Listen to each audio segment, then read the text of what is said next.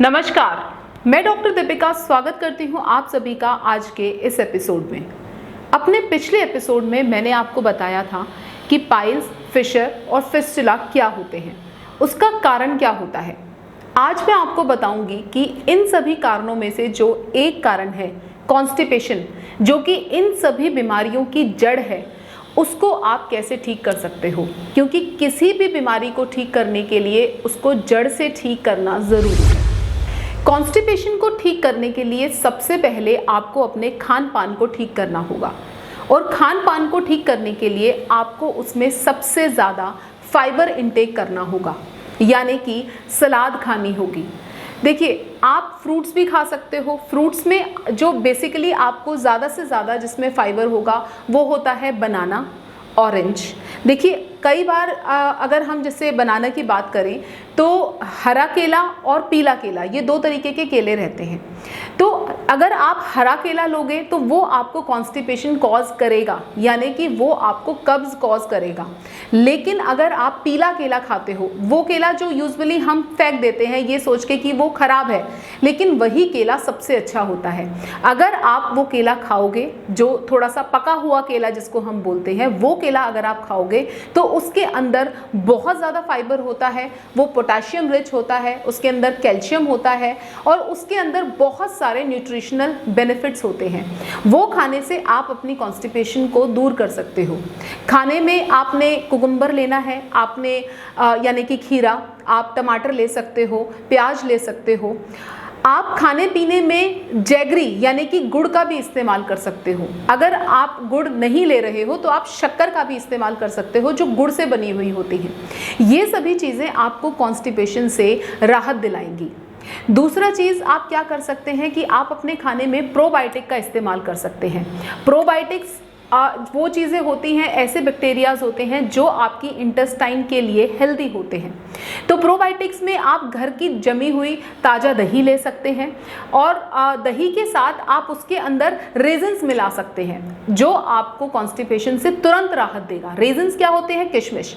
आप रेजिन्स को ऐसा कर सकते हैं कि आप उसको रात को पानी में भिगो कर रख सकते हैं। हल्का गुनगुना पानी लीजिए और उसको रात में भिगो दीजिए, रात भर उसको भीगे रहने दीजिए। सुबह आप देखेंगे कि वो फूली हो जाएंगी।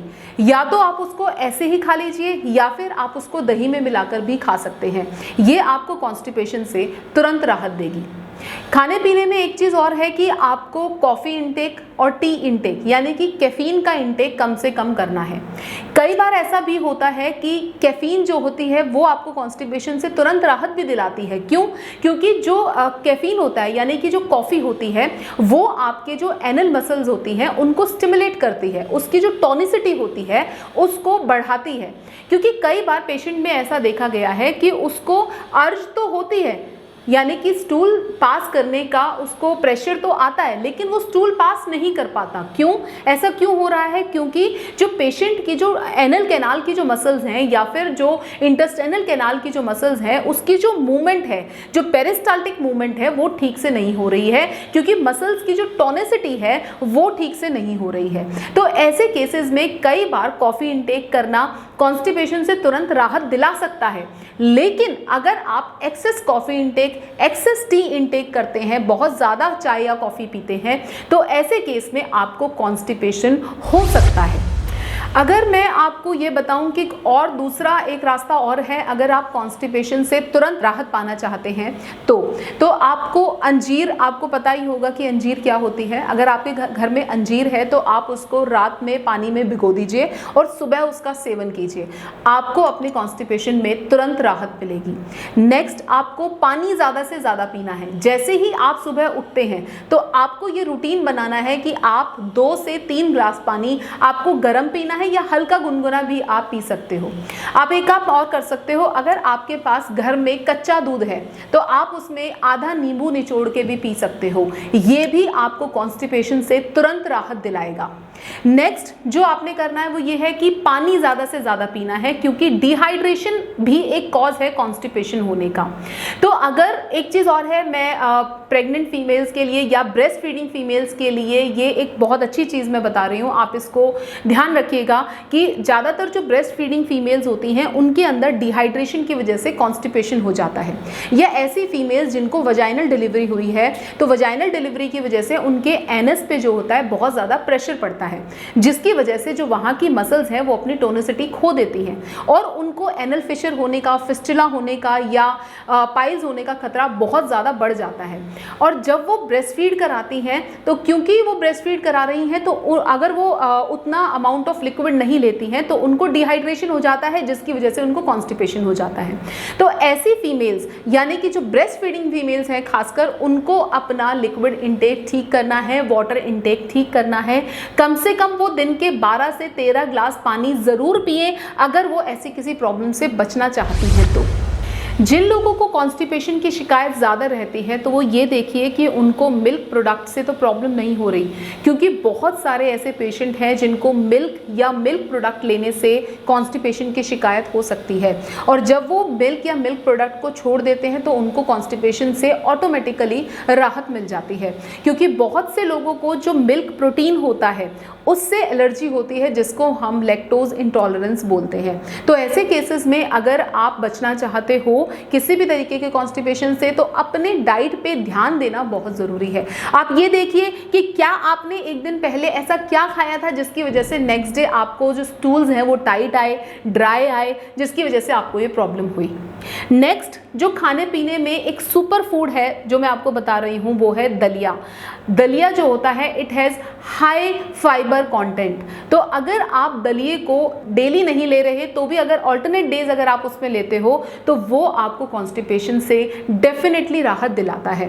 नेक्स्ट मैं आपको ये बताना चाहती हूँ कि जो लोग कार्बोनेटेड ड्रिंक्स ज़्यादा लेते हैं, जैसे कि बहुत सारे जो कार्बोनेटेड ड्रिंक्स, कोल्ड ड्रिंक्स जो मार्केट में अवेलेबल हैं, अगर वो ऐसी चीज़ें लेते हैं तो उनके अंदर भी हाई कैफीन इंटेक होता है और वो भी आपको कॉन्स्टिपेशन कॉज करवा सकता है।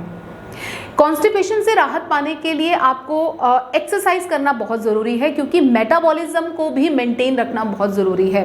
देखिए क्या रहता है कि जो पेशेंट यूजुअली ऐसे पेशेंट जिनको थायराइड है, खासकर हाइपोथायराइड के जो पेशेंट्स हैं, उनको कॉन्स्टिपेशन की शिकायत ज़्यादा रहती है। अगर पेशेंट जानता है कि उसको थायराइड का प्रॉब्लम है, खासकर हाइपोथायराइड का प्रॉब्लम है, और अगर उसको कॉन्स्टिपेशन की शिकायत हो रही है तो सबसे पहले तो उसको अपना थायराइड जो हार्मोन है TSH लेवल खासकर चेक कराना चाहिए और ये देखना चाहिए कि जो उसका लेवल है वो मेंटेन्ड है कि नहीं है। अगर तो वो मेंटेन्ड है तो इट्स ओके, अगर मेंटेन्ड नहीं है तो उसको अपनी डोज घटानी या बढ़ानी पड़ सकती है। तो ऐसे केसेस में थायराइड भी अगर आपका कंट्रोल में नहीं आ रहा तो आप हमसे कंसल्ट कीजिए, हम आपको ऐसी मेडिसिन देंगे जिससे आपको थायराइड की मेडिसिन भी नहीं लेनी पड़ेगी और आप थायराइड भी ऑटोमेटिकली उसको कंट्रोल कर सकते हो, क्योंकि थायराइड जो है वो भी डायरेक्टली आपकी डाइट से रिलेटेड है। डाइट को अगर आप ठीक कर दोगे तो 90% केसेस में जो थायराइड लेवल्स हैं वो ऑटोमेटिकली भी नॉर्मल आ जाते हैं। तो आपने क्या करना है, जैसा मैं आपको बता रही थी कि अगर आप थायराइड पेशेंट है तो अपने थायराइड हार्मोन्स को कंट्रोल कीजिए एंड नेक्स्ट आप ये देखिए कि आपका मेटाबॉलिज्म ठीक से काम कर रहा है या नहीं कर रहा, और मेटाबॉलिज्म को ठीक से काम करवाने के लिए आपको एक्सरसाइज करना बहुत ज़रूरी है। आपका नेक्स्ट स्टेप ये होना चाहिए कि आपको अपने खाने पीने में हेल्दी फैट्स लेने चाहिए। देखो कई बार ऐसा भी होता है कि अगर आप एक तेल या एक घी को बहुत लंबे टाइम तक इस्तेमाल करते रहते हैं, जैसे बहुत सारे घरों में देखा है कि अगर वो सरसों का तेल इस्तेमाल करना शुरू कर दिया तो ठीक है जी, 6 महीने तक, साल तक, 2 साल तक सरसों का तेल ही इस्तेमाल हो रहा है सब्जी बनाने में या किसी भी चीज़ में। देखिए अगर आप एक तेल को लगातार टाइम तक इस्तेमाल करते रहते हैं तो जो आपकी बॉडी है उसके लिए साइड इफ़ेक्ट दिखाना शुरू कर देती है। तो आप सबसे पहले ये ट्राई कीजिए, आप सरसों का तेल इस्तेमाल कर रहे हैं, मस्टर्ड ऑयल, तो आप ऑलिव ऑयल यूज़ करना शुरू कीजिए, सनफ्लावर ऑयल यूज़ करना शुरू कीजिए, घी यूज़ करना शुरू कीजिए। आप अदलते बदलते ये चीज़ करना शुरू कीजिए, आपको डेफिनेटली इफेक्ट आ जाएगा। और ना सिर्फ कॉन्स्टिपेशन पे, हो सकता है आपकी जो बाकी प्रॉब्लम्स हैं वो भी इससे अटैच्ड हो सकता है आपकी ओबेसिटी भी इससे अटैच्ड हो। तो ये सारी प्रॉब्लम्स आपकी धीरे धीरे करके नॉर्मलाइज भी हो सकती है। Last but not the least, आपका स्ट्रेस आपका कॉन्स्टिपेशन का कारण हो सकता है। हो सकता है कि आपको रिसेंट में कोई ऐसा स्ट्रेस आया हो सकता है कि घर में कोई ट्रेजेडी हुई हो, या फिर हो सकता है आपके ऑफिस में कोई ऐसी कोई एकदम से स्ट्रेस फैक्टर आया हो। तो आप स्ट्रेस को जब तक ख़त्म नहीं करेंगे आपका कॉन्स्टिपेशन ठीक नहीं होगा, क्योंकि मैंने पहले भी बोला है माइंड और बॉडी इंटर रिलेटेड है। आपके माइंड में चलने वाली चीज़ें आपकी फिजिकल लेवल पे आपको इफेक्ट करती हैं। तो अगर आपको स्ट्रेस है, आपको ये चीज़ फील हो रही है, अगर आप उसका इलाज खुद नहीं कर पा रहे तो आप उसका इलाज करवाइए, क्योंकि वो इलाज करना बहुत ज़रूरी है। और अगर आप उसको खुद मैनेज कर सकते हैं योगा से, मेडिटेशन से, या किसी से डिस्कस करके, तो आप उसको अपने लेवल पे मैनेज करने की कोशिश कीजिए। आपका कॉन्स्टिपेशन ऑटोमेटिकली ठीक हो जाएगा। और अगर ये सारे स्टेप्स करने के बाद भी आपका कॉन्स्टिपेशन ठीक नहीं हो रहा, आपको पाइल्स, फिशर, फिस्टुला की शिकायत अब भी है, तो आप हमारे नंबर्स पे हमें कॉल कीजिए, आप मुझसे डायरेक्ट कंसल्ट कीजिए, आपको मैं उसका ट्रीटमेंट और सॉल्यूशन भी बताऊंगी। और ना सिर्फ पाइल्स, फिशर, फिस्टुला, अगर आपको कोई और प्रॉब्लम भी है तो आप उसको कमेंट सेक्शन पे कमेंट कर पूछ सकते हैं, या फिर वीडियो में फ्लैश हो रहे नंबर पर कॉल या व्हाट्सएप भी कर सकते हैं। नमस्कार।